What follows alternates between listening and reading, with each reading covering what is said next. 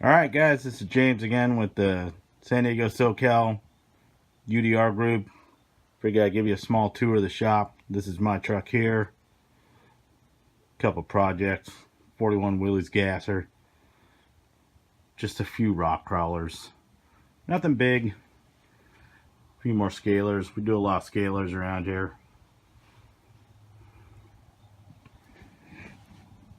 Trucks we're going to work on. A couple UDRs from the group. Then over here we have a tow rig project for a UDR, building a trailer for it. Mad Max car. A few drift cars. A little dark in here. It's at night. Sorry guys, maybe I'll get another tour. Show you a few other things on the cars during the daylight. But that's the shop, and we'll get cracked into doing some diff mods to this truck here. Today we got a couple of UDRs in the shop. This one is mine. This is a friend of mine. And people have been asking me about how to do the diff upgrade mod to these trucks. You can see here. Well, let's see if we can try and get a shot of it here. Don't know if we can quite do this. Truck's a little big, but we're going to show you how to do the diff mod on these trucks. We're going to tear apart this truck, show you the correct shims and stuff to use inside of the diff. So give me a sec and we'll show you the parts we're going to use. Okay, so here's our parts we're going to need to do this. We're going to need some diff fluid. This is 30 thousandths. There is some tuning involved if you want to change the way your diff reacts as far as weights go, from 10,000 to 50,000 and on up, depending on how tight or loose you want the diff to go. This is just some low C diff fluid. And then you're going to need the inner spider gears, and these are the part numbers you're going to need here. And then this is the cross pins for the diff, and this is a really key part. This is the diff cup itself, but you want to use an aluminum one, not the plastic one. If you use the plastic one, it's just going to melt. You're going to have a bad day. It's a bunch of work, and that kind of sucks. And some grease. I'm using some VP grease here, but you can use some high temp moly grease for the ring and pinion gears. And then we do have a set of ring and pinion gears here. We'll check the condition of the current ones that are in that truck. It's pretty new. We're probably going to need to clean a bunch of stuff. We'll see when we get in there. So there's your parts you need, and we'll move on to getting set up to pull the axle out of this truck. Okay guys, I got the truck all set up here. First thing you want to do is take off the wheels. And then the best order I found to do this, and we've already got one that's broken here. This is pretty common. The brake caliper snaps off of this lockout on the back. There are two pinch bolts on this side, on either side. And also, we've got a bolt here on the rear trailing arm that's loose. That's not good either. But you want to remove these pinch bolts and slide the axles out of the axle housing. And that allows you to get access to these bolts and these bolts really easily. And then you can also take off the upper 3-link bolts and undo your limit straps, undo the drive shaft, and that should allow you to get the axle out of this thing with not too much fuss. So we'll get that done. We'll get the axle out of here, and then we'll start to open it up. Alright, so we got the axle out of this truck. See, flipping it over, it's pretty easy to get it out. One thing you want to note, unless you got a photographic memory, is the bolts that come out of these parts. It's a good idea to just kind of half thread them into the slots that they came out of. They're all pretty much the same length, so you can't go terribly wrong. But then, you know, you don't got a bin full of bolts. I've got a small thing here that holds the other bolts.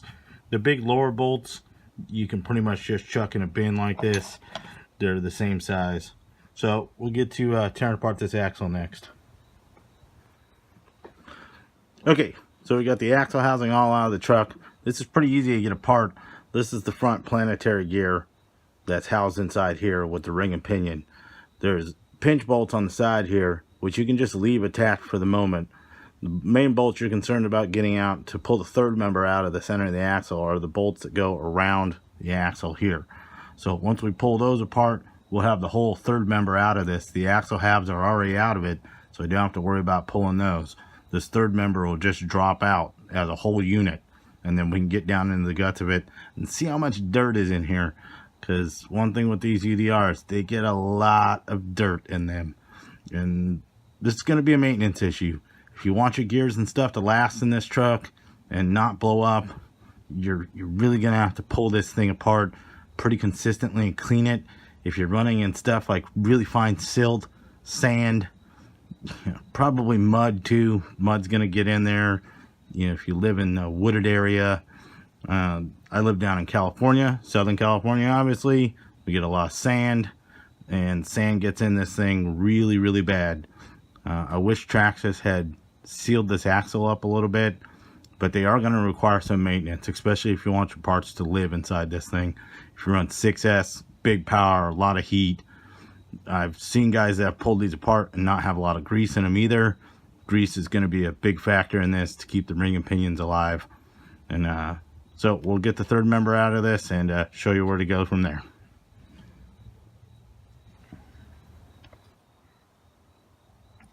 Okay, so we got the third member all pulled out of this. Here you can see what I'm talking about with the dirt. These things just, they get caked up with dirt. What happens is dirt gets past the bearing here in the axle half shaft, and it gets into the bearings here. And you can see this truck has not been run a lot. It's just caked in sand. So we're gonna have to clean all that out of there. We're gonna pull this case third member apart, get some degreaser. You could clean it with a hose, brush. I've got some electrical motor cleaner I'll probably blast in there.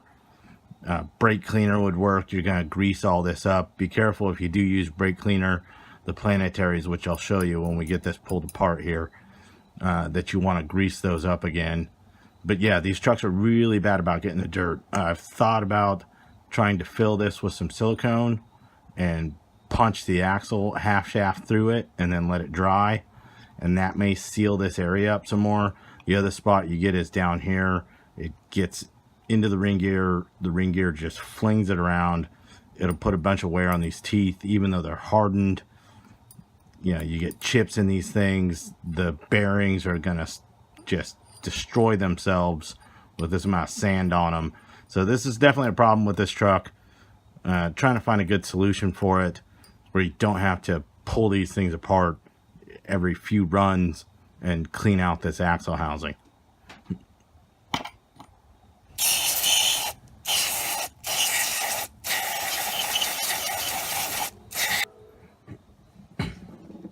Okay, so we got this thing all pulled apart here. See, this is your pinion gear. Here's your planetary gears here. Your pinion gear will just slide off the end of that input. This is your other axle third member housing here, the right side. This is the actual carrier with the ring gear here. And then this is your left side. So something to note that I do, I just put a couple dots on the upper faux bolts, I guess you'd call them. Put 2 silver marks on there just so I know how this all goes back together as far as being up and down. There's still some cleanup we need to do in here. You can see all the dirt still in here. So we're going to pull this ring gear out, clean this bearing. The planetary looks pretty clean. It has enough grease in it. We'll just reinstall that back in there. We'll show you that when we pull the center carrier apart, the locker out of here, and where it all goes in correspondence to here. So these trucks have a solid drive shaft, and where they actually slide in here, the planetary slides and allows it to travel in and out as the truck travels, cycles through its suspension. There's a bigger amount of cycle on the transmission side than there is on the axle side, but something to note is to put some grease down in here when you put it back together. These slide around and they move inside the planetary here on these little pucks. So make sure you grease those up. Make sure there's lots of grease inside the planetary. These things are what create a lot of the heat inside of these axles, and that's why they get really warm. Bearing failures can cause from just the amount of sand that gets in these dirt, mud, and grime onto these bearings and just destroy them. It gets into the ring gears throw stuff all over the place, and just make a big gritty mess in there. We've also cleaned out the axle housing. That's set aside for the moment. The condition of the ring gear on this truck and the pinion gear look pretty good. Should be able to reuse them. Just give them a good cleaning, and we're going to put some nice VP grease on there. Good high temp grease designed for the application, and should help this truck keep the gears in pretty good shape. It's kind of a fail part with the dirt that gets in them. Eventually it will kill the gears. So make sure you buy an extra set of those. You know, the people are going to be going through those quite a bit, and you may not be able to find them everywhere. So something to note. Okay, so this is our diff cup here. This is where the magic happens. You want to make sure you use the aluminum diff cup. There's been a few guys that have done videos on this that have used a plastic cup. I can tell you that will last all of about a battery pack and a half if you're lucky, and then it just melts and the whole thing gets torn apart. This is the original locker. Something to note, sometimes you pull these out, there is a little filler piece that goes on the end of this for the bearing, and sometimes those can get stuck inside the bearing. Note to pull that out. The diff cup takes place of that because of the spider gears that go in here are a little bit bigger. Cleaning up this ring gear, we did find that the ring gear is chipped, so we do have a new set. We're going to replace this. There are a set of seals that go in here. You can see inside of the diff cup there's a blue seal. There's one that goes here and one that goes here. You'll want to install that on the new ring gear.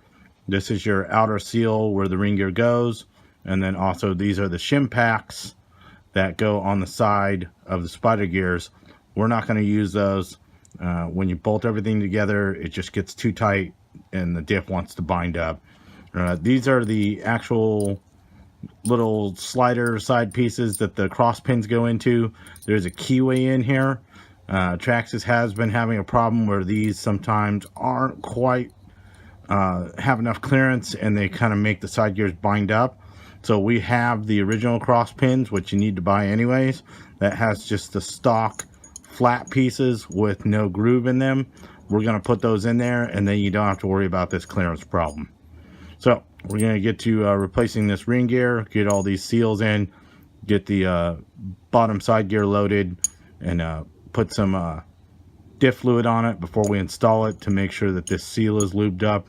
And easy way to do that also is just let the carrier hold the diff gear while you get all the center or spider gears and stuff installed in there, instead of having to futz with it in your hand.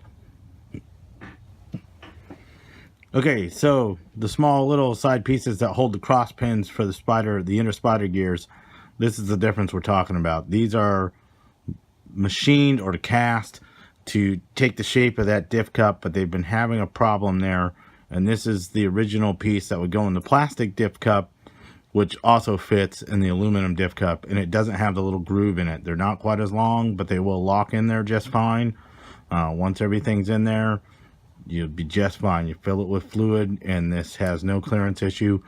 I prefer to run these, but you know, if you only want to pull it apart once, put it in there, you could run into a binding issue with this. You do have to make sure the clearance is good. It could be either a problem with the diff cup or a problem with the casting in these. Don't know exactly yet, but that seems to be the case. Okay, so there's our diff cup all installed. No shims or any of that stuff. We'll use the original smaller square pieces. And here you can see I have the diff axle half in there, and it spins nice, all bolted down, no bind, should last. I mean, obviously if you're doing something crazy, then you know you're gonna break something, but that's how you put the diff together. No shims are too tight. So now we can reassemble this and get it back in the truck. Okay, so we got the diff all back together, third members all reassembled, got the axle housing cleaned out as much as we can. So we'll reassemble this, put it back in the truck, and you should be good to go.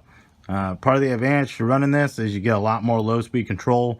If you're driving the truck on the street, it's not going to bind because you don't have a locker on the back anymore. You do have to watch for the heat. It's true with the locker as well. Just make sure you put plenty of grease in these things.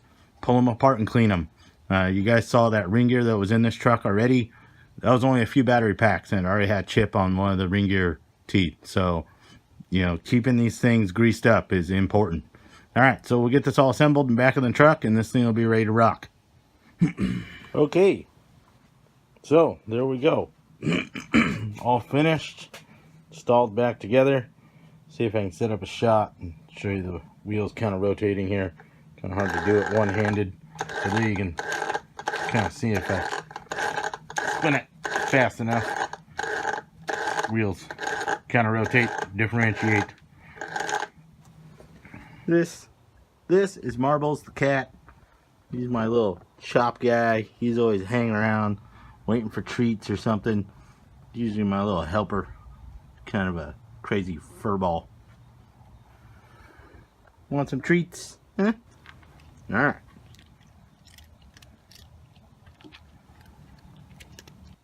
Okay, so there we have it. Little how-to on how to do the diff mod, what shims to use, doing it the right way, putting plenty of grease, make sure you clean it. And that's it. Thanks a lot. We'll see you guys later.